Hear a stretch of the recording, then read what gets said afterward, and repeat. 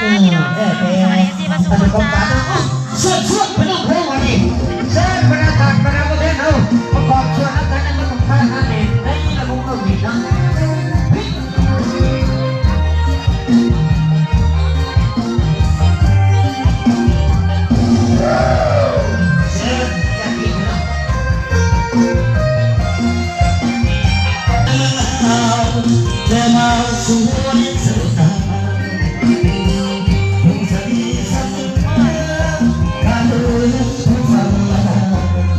คนน่ะหลายพี่น้อง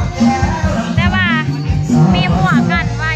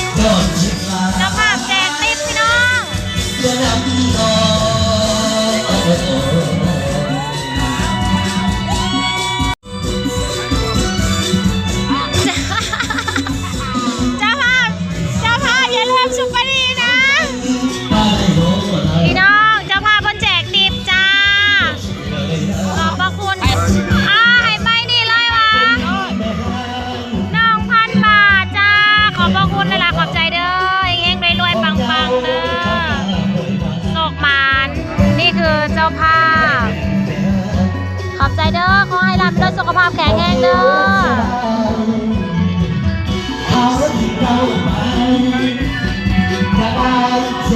อันนี้จะเป็นบ้านของเพิ่นนะพี่น้อง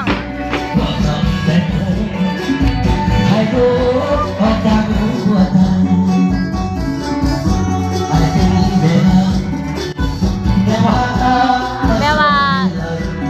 เพิ่นก็เฮ็ดบุญงานแจกพี่น้องงานแจกข้าวน้ำเมียบ่น้ำเมียเพิ่นนี่แหละประมาณนี้แหละ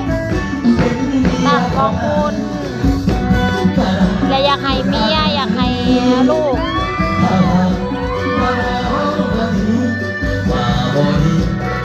เฮ็ดให้เมียหานะประมาณนี้เอาจนสุดเย็กเลยพี่น้อง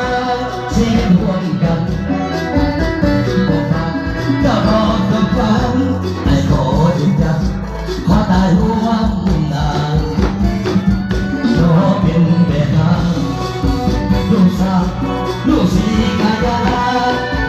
ไอ้ที่ขออาสาเกลตา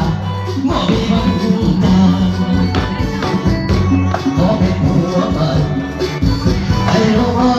ก็ต้องผิดหวังความรักที่น้ำตาฟังไอ้สุดๆ ทำให้วัน2 คนวันนี้มีกีตาร์ได้พี่น้อง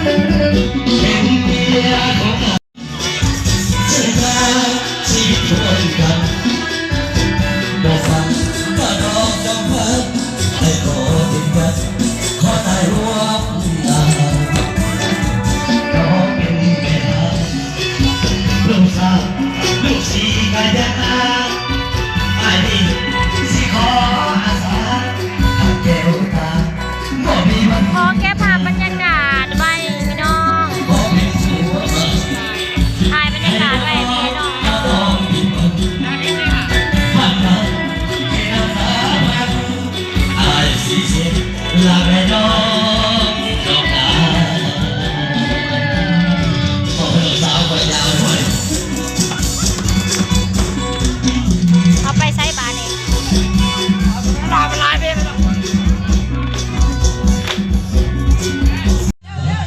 เลิกวันนี้พี่น้องจ้าประมาณตีสองพี่น้องวันนี้ได้เลิกตีสองโพดหัวแดง ต้นไปต้นผ้าต้นไม้มาสักตัวใบก็ทานพี่น้องเบิ้ลสีดูสักแบบนี้ ไม่เบิดทานสี่ก้อนเบิดทานสี่ก้อนเบิดทานสองขู่เจ้าของวงดนตรีค่ะหัวหน้าสุขสันต์บันเทิงศิลป์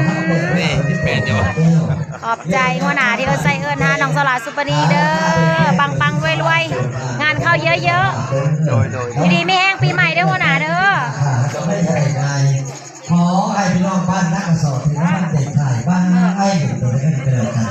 บ่ได้ทางที่งาน บ้านนากระเซาะพี่น้องเมืองอุทุมพรบ้านนากระเซาะทางไปเซโนแล้วก็แวเข้ามาแถวนี้ล่ะพี่น้องจะพาเพิ่นกะใจดีแต่ว่าเพิ่นมักงวดพี่น้องพอดีแล้วกับแบบว่าแขกเข้ากระเบิดเนาะอันนี้การเจ้าภาพได้เพิ่นม่วนนะอันที่ซุมเฮาร้องเนาะ2 ชั่วโมงพูแขกนะเพิ่นเมื่อแต่เที่ยงคืนบัดนี้เฮาก็เอาใจเจ้าภาพร้องจนฮอดตี 2ค่ะพี่น้องตี 2ประมาณนี้แหละคันบ่ฮอดกันยังน้อยหนึ่งเลยพี่น้องค่ะ เยี่ยในร้านเข้ามาคน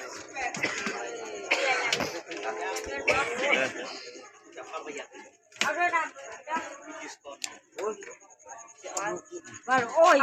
มาให้คอยดีน้ำนะกินจนสุดทาง ป่ะ เพื่อสิฮอดเพื่อนบ่ทันได้ตุกบ่กินสิไปใช้อันผู้ขับรถนั้นไล่ขึ้นรถมีแต่ไอกับไอตอนนี้กำลังเก็บเครื่องเก็บของพี่น้องเอ้ยมาพี่พ่อแม่พายกระเป๋า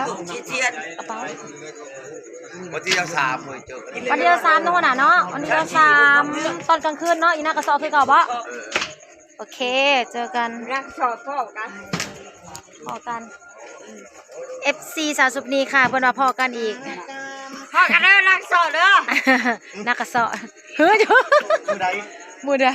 23พ่อกันอีก23 FC ตัวยงเพิ่นบ่นี้แต่ค้างเลยมื้อนี้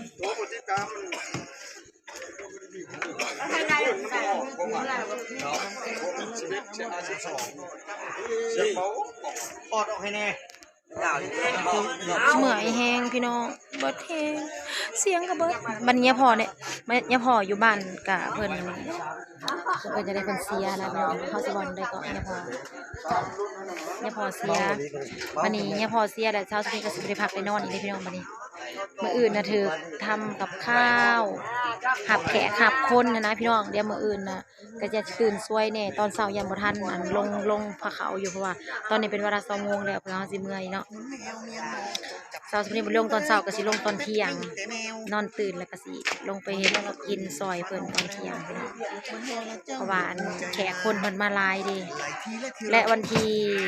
27วันที่27จะได้ส่งข้าราชการเนี่ยพ่ออยู่ในบ้านเจ้าชนีอะไรพี่น้องเพิ่นก็ได้